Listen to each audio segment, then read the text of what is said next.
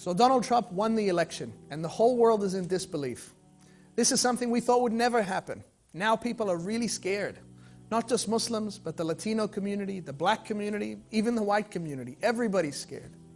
How can someone so underqualified and so openly racist and misogynistic and xenophobic, someone who we all thought represented a small minority, now get the keys to the White House and become the most powerful man in the world?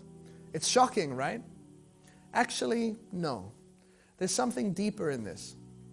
So before you freak out wanting to change your Muslim name, to get rid of your hijab, or to shave your beard, or remove your Muslim identity, just hear me out. You see, as Muslims, we believe that everything happens through the will of God. And the same way that Allah gives power, He can also take it away. So it shouldn't really matter to us who wins this election. Allah is always in control.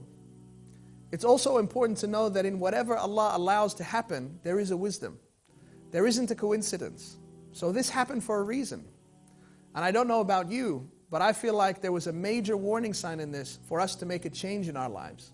To stop being complacent and to start being forces of good in the world. I came across a quote online that summed it up perfectly.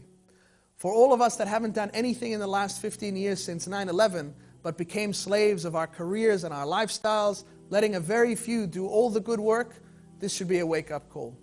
Get involved in any capacity. Fill your weekends with non-profit work, not parties. Fill your afternoons with volunteering, not fancy lunches. And spend your money on causes, not things. Support those around you who actually do the work, because our lives are passing us by.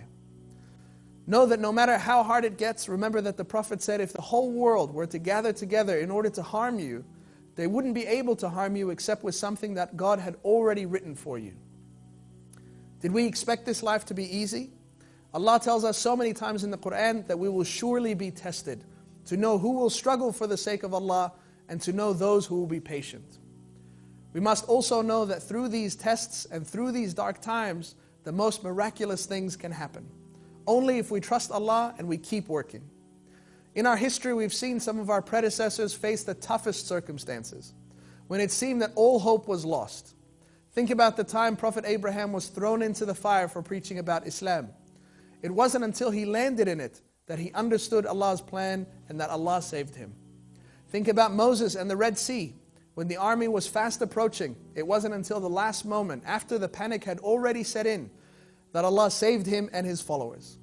And think about the Prophet Muhammad, peace be upon him, with Abu Bakr on the migration, hiding in the cave when Abu Bakr said, if the Quraysh only look down into this cave, they will see us. And the Prophet replied and said, don't be sad, Allah is with us. No matter what happens in the world, Allah and His will is above everything. He hears all and He sees all. And lastly, if you do feel overwhelmed, if you're tempted to run and hide, or change your name, or take off your hijab, never forget that Allah also says in Surah At-Talaq, and whoever depends on Allah, Allah will be enough for him. It's time to get real about our responsibility to work for a better world, as Muslims and examples for humanity. And to our non-Muslim brothers and sisters, we don't see this as a Muslim struggle. This is a human struggle. We all have to work for a better world together. Peace. Everything I